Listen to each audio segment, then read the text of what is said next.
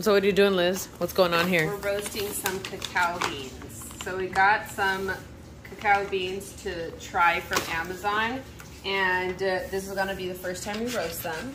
So as you can see, we have some over here, and these look damaged. Yeah, these are the damaged ones. So we're supposed to take out the ones that have like little cracks and little holes, because that may be some damage from some little insects when they were in the plant. And now we have our clean selection. We've already made sure that it's on a 1 layer, and we're about to put it into the oven. It's going to be at 300 degrees Fahrenheit, and we're gonna leave it for a total of 30 minutes, but we're going to slowly diminish the amount of degrees during those 30 minutes. The notes? Yeah, the notes, so that we don't mess up. So, and you said you're modeling this after who again? Who are you using as a reference? Let's see, what is his name? We got this from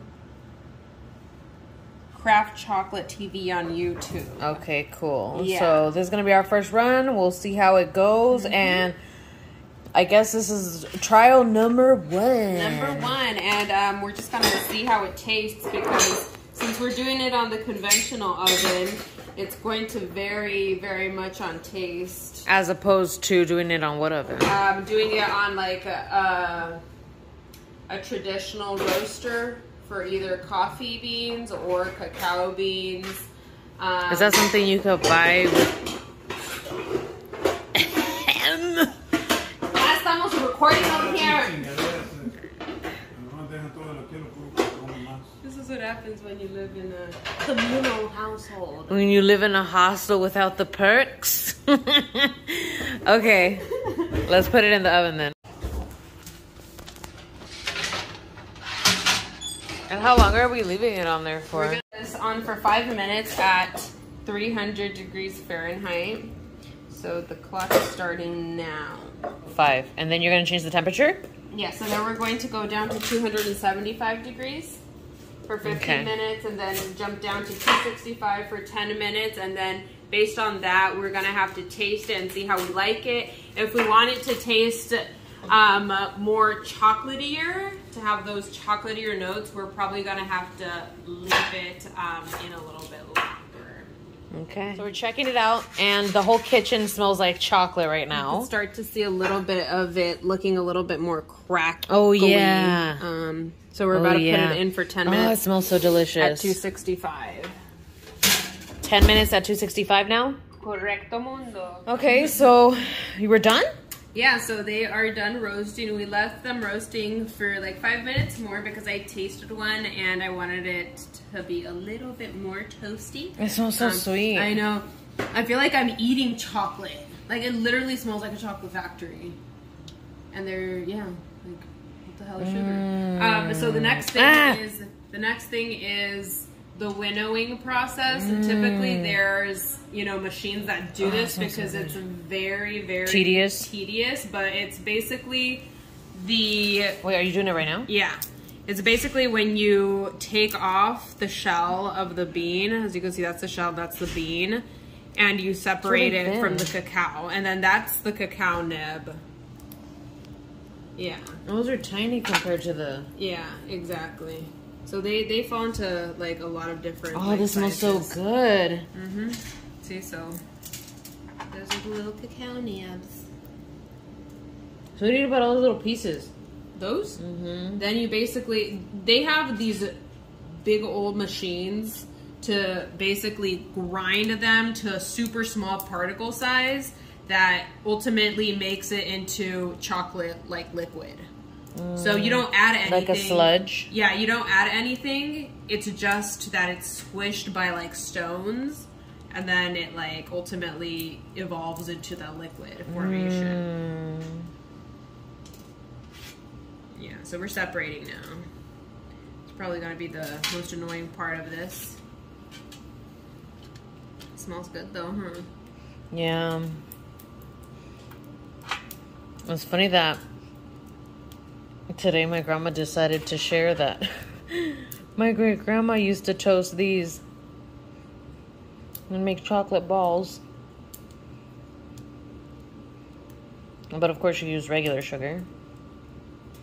That's what we're trying to avoid here. Over here using the molcajete to crack the beans.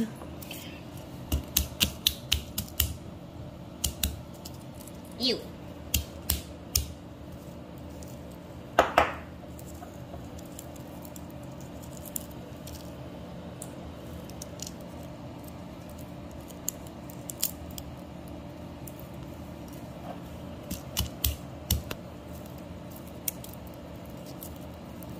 Look at the shells over here. So this is what we have out of all of those beans you saw that were placed in the oven. This pot, it's like the size of my hand or a little smaller. And this is what we have. So what are we doing next? Continue breaking them because this is not even half. Wait, that's not even half of the beans? I thought this was it. No, bro. Oh, wow. No. Oh, yeah, I'm still got some work to do. No. And then you gotta mush it and mush until it becomes mushiness and gooiness. Yeah. And then add the sugar, right? And then any other spices or adaptogenic herbs you may want to add. Correct. ¿Queda más? ¿Queda más allá todavía? Ya no. ¿Ya no hay? Ya no hay. No, no, eso ya va a So you recycle it? So that it could be extra ground. Se te va a quedar pegado adentro ya. No se va a quedar. De todos modos, papá, uno necesita quitar esto para limpiarlo. Pues sí, pues sí.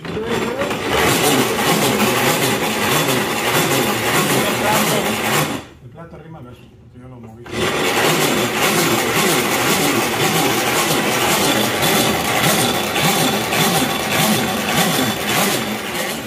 And then on this side of, you really see, no, light it up. Actually, it looks better when you light it up. Yeah, see, you see like it looks more melted, like melted chocolate. That's what it comes out when you continue to grind it. Okay, so here we are additionally grinding, or mainly my sister is because I'm doing other things. But I am recording little clips every time I pop into the kitchen. And she's just further grinding it into more of a paste. And then eventually we're going to partition this and add different herb or adaptogenic herb blends to try to see how we can mix its mixability along with flavor and then play with sweeteners as well. So we ended up adding, well, we partitioned into 4 different pieces, another piece is over there. Yeah, the kitchen's a mess. So we added reishi and a mushroom blend into the mix after the sweetener. And then we blended it. And the heat combined with the mixing motion made it into this sort of paste. We put it on wax paper and then we're going to attempt to mold it and then put it in the freezer or fridge so it can harden.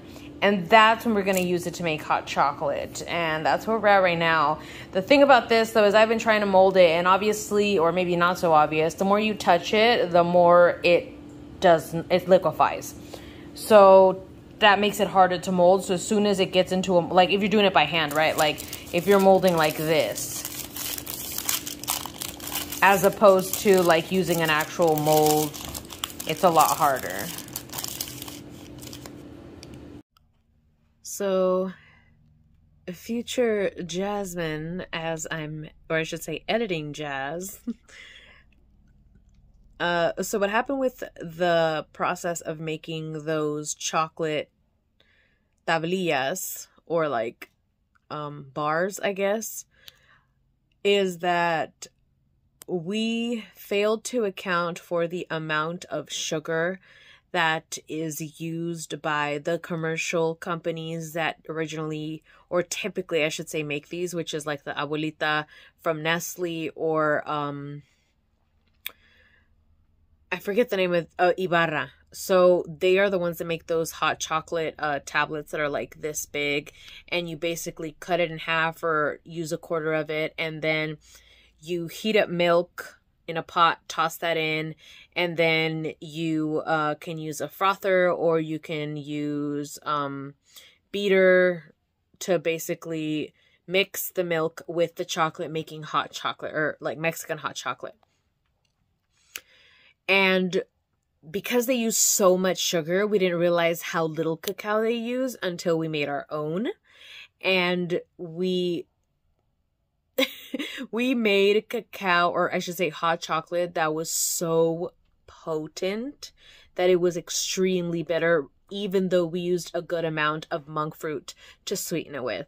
So moral of the story is use so much less, because it is extremely concentrated when you're making it from scratch, like we did, compared to if you were to buy it from the store, because their hot chocolate tablet is made out of, it seems like 90% just sugar.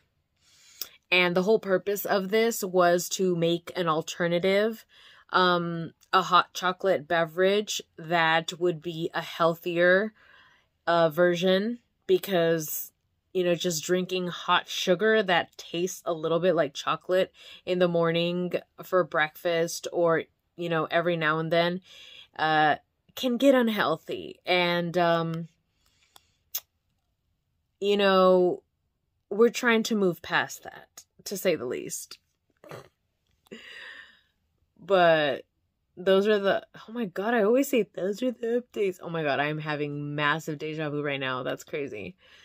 Anyways, we did the hot chocolate. I'm still having deja vu. I'm just gonna stop the video right here. But yeah, I just wanted to sum up real quick what we did, and probably going to further experiment with that later down the road. I just vlogged it because we did it on a whim, and it's part of, you know, us getting back in touch with our culture, pretty much.